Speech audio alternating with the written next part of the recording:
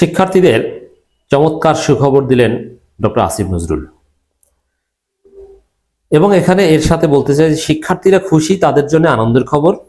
On the other hand BNP জামাতের জন্য দুঃখের খবর, কারণ তাদের প্রত্যাশা পূরণ হবে না। কি? বিএনপি জামাত উভয়ই চায় আওয়ামী লীগ নিষিদ্ধ না হোক, আওয়ামী লীগ থাকুক। বিএনপি চায় কেন, এই ব্যাখ্যা অনেকবার দিয়েছি।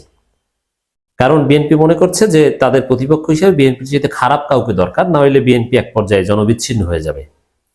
আর জামাত তো প্রতিপক্ষ হিসেবে ভালো, জামাত তো আর খারাপ না। প্রতিপক্ষ খারাপ হলে আপনার জন্য ভালো, যে আপনি বলতে পারবেন যে ও ভালো না, আমাকে ভোট দেন। কিন্তু জামাতের চরিত্রের সাথে জীবনে বিএনপি পারবে না। তা কি কোন দৃষ্টিতে বলবে যে এরা খারাপ, ওরা চাঁদাবাজ, আমাকে ভোট দেন? বুঝেন নাই? আওয়ামী লীগকে দরকার বিএনপি রাজনীতির জন্য। আর জামাত কেন আওয়ামী লীগ নিষিদ্ধ চায় না? জামাত চায় না আমার মনে হয় যে ভারতকে একটু খুশি করতে। কারণ জামাত যেহেতু ক্ষমতা প্রত্যাশী দল, ক্ষমতা আসতে চায়। এখন ভারতকে জামাত মনে করে এটা যে জামাত ক্ষমতা আসলেও ভারতের কারণে তারা দেশ চালাতে পারবে না, ঠেকিয়ে দিবে তাদের। এ কারণে ভারতের কোনো সুনজর চায় কিনা, এই ব্যাখ্যা অনেকেই দিচ্ছেন, হতে পারে। নইলে নিষিদ্ধ চায় না এটা জামাত বলেছে, একাধিকবার জামাত বলেছে তারা কোনো দল নিষিদ্ধ চায় না।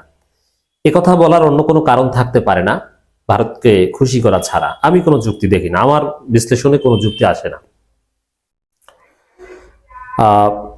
তো এই ক্ষেত্রে আওয়ামী লীগ নিষিদ্ধ চাওয়া এটা শুধু শিক্ষার্থীদের দাবি। তবে হ্যাঁ, শিক্ষার্থীদের সাথে সাধারণ জনগণ একমত।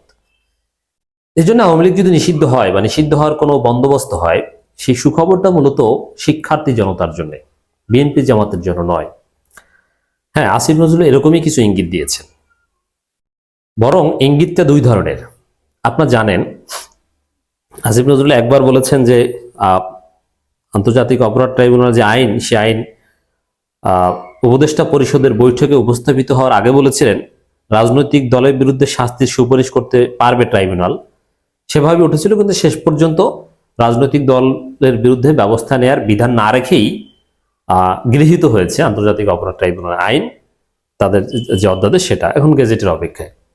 এর মানে আইন অনুযায়ী আন্তর্জাতিক অপরাধ ট্রাইব্যুনাল আওয়ামী লীগকে শাস্তি দিতে পারবে না, সেই বিধান কিন্তু নেই। এখন এই না থাকাটা, তাহলে এটা প্রাথমিকভাবে হতাশার বিষয়, কিন্তু হতাশার বিষয় নয়। আসিফ নজরুল এটা ক্লারিফাই করেছেন যে না, বরং বিএনপির কিছু কিছু কথিত বুদ্ধিজীবী কিছু যুক্তি দেয় যে আওয়ামী লীগের বিচার চাই আমরা। এখন আওয়ামী লীগ নিষিদ্ধ করলে, দল হিসাবে আওয়ামী লীগের বিচার করলে, তখন ব্যক্তি আওয়ামী লীগের লোকজনের বিচার করার সুযোগ থাকে না। এটা ভুয়ো কথা। কে বলেছে সুযোগ থাকে না? অবশ্যই থাকে। এখন তাদের যুক্তি যদি মেনেও নেই, তাহলে কিন্তু এই বিষয়টা এখন ভালো হলো যে আন্তর্জাতিক অপরাধ ট্রাইব্যুনাল যেহেতু দলের বিচার করবে না, বিধান নেই, ব্যক্তির বিচার করবে, অর্থাৎ ব্যক্তির বিচার আন্তর্জাতিক অপরাধ ট্রাইব্যুনাল হবে। এবং আসিফ নজরুল আর একটা কথা বলে দিয়েছেন সর্বশেষ, যে নিষিদ্ধের সুযোগ একাধিক আইনে আছে, নির্বাচন সংক্রান্ত আইনে আছে, সন্ত্রাস বিরোধী আইনে আছে। জনগণ চাইলে নিষিদ্ধ করা হবে। এর মানে আওয়ামী লীগ চতুর্মুখী ধরা খেতে পারে।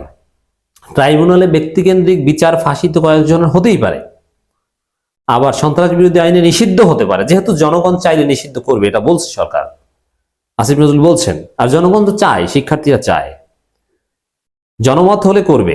এবং সরকার চায় এটা, যে তাদের উপর চাপ আসুক আওয়ামী লীগ নিষিদ্ধে। তবে হ্যাঁ, আন্তর্জাতিক কিছু বিষয় থাকবে, কারণ পশ্চিমারা বা ইন্টারন্যাশনাল কমিউনিটি তারা কোনো দল নিষিদ্ধের পক্ষে বর্তমানে নয়, এটা কোনো ক্ষেত্রে নয়। কিন্তু এটা বাংলাদেশের বিষয়।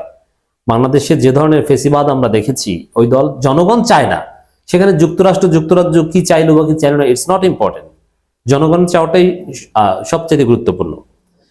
এজন্য দর্শক, আন্তর্জাতিক অপরাধ ট্রাইব্যুনাল আইনে রাজনৈতিক দলের বিচার করার বিধান না থাকাটা আমার মনে হয় পজিটিভ।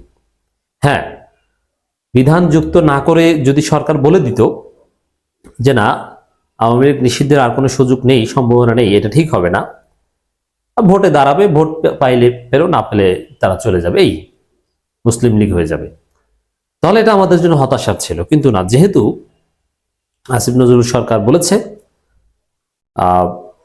আওয়ামী লীগ নিষিদ্ধের সুযোগ আছে অন্য আইনে, এবং জনগণ চাইলে নিষিদ্ধ হবে, এর মানে আমরা এখন ডাবল সুখবর পেলাম। এক, ব্যক্তিকেন্দ্রিক ধরে ধরে বিচারও হবে, আবার জনগণ চাইলে সন্ত্রাস বিরোধী আইনে নিষিদ্ধ হবে।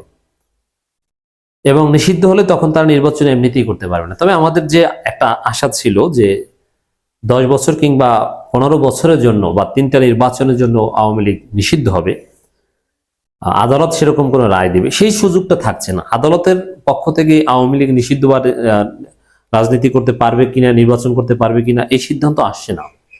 এটা সরকারের নির্বাহী আদেশে সিদ্ধান্ত নিতে হবে, সুযোগ এটাই। তবে সেটা আরো সহজ, কারণ জনগণ বা শিক্ষার্থীরা যদি তীব্র চাপ প্রয়োগ করতে পারে, তাহলে আরো অল্প সময়ের মধ্যে আওয়ামী লীগের বিরুদ্ধে, এটা 24 ঘন্টার মধ্যে 72 ঘন্টার মধ্যে আওয়ামী লীগকে নিষিদ্ধ করা যায়। আর আপনি যদি আদালতের সুযোগ রাখতেন তাহলে কিন্তু এই বিষয়টা থাকতো, যেহেতু আদালতের বিধান আছে, আদালত বিচার করবে, অতএব 2 বছর 5 বছর 7 বছরও যেতে পারে, কারণ ট্রাইব্যুনাল রায় হবে, আবার সুপ্রিম কোর্ট আপিল করবে, আপিলের বিরুদ্ধে রিভিউ হবে, এটা লং টার্ম প্রসেস। তো এই জন্য বরং নির্বাহী আদেশে নিষিদ্ধের সুযোগ থাকলে পরিস্থিতি বিবেচনায় যে কোনো সময় শিক্ষার্থীদের আলটিমেটামে 24, 72, 48 ঘন্টার মধ্যে এটা করে দেওয়া যায়। আর আদালতে আইন থাকলে তখন ওই আদালতের দোহাই দিয়ে সরকারও দায় এড়াতে পারতো, যে এটা যেহেতু আদালতে আইন আছে, তারা বিচার করবে, অতএব সেটা সময় লাগবে। এজন্য আমরা যদি সোচ্চার হই, আমরা যদি জনমত গড়ে তুলে রাজপথে শক্তি দেখাতে পারি, সরকারকে চাপ দিতে পারি, তাহলে দ্রুত সময়ের মধ্যে আওয়ামী লীগ নিষিদ্ধ হবে, করা সম্ভব। বিএনপি এবং জামাত আওয়ামী লীগকে নিষিদ্ধের হাত থেকে বাঁচাতে পারবে বলে আমার মনে হয় না। আওয়ামী লীগকে নিষিদ্ধ হতে হবে, এবং শিক্ষার্থীরা প্রস্তুতি নিচ্ছেন, প্রয়োজনে আবার বিপ্লব করার কথা বলছেন, গৃহযুদ্ধের কথাও বলেছেন। অতএব আমরা প্রস্তুত, আওয়ামী লীগকে আমরা নিষিদ্ধ করে ছাড়বো ইনশাল্লাহ।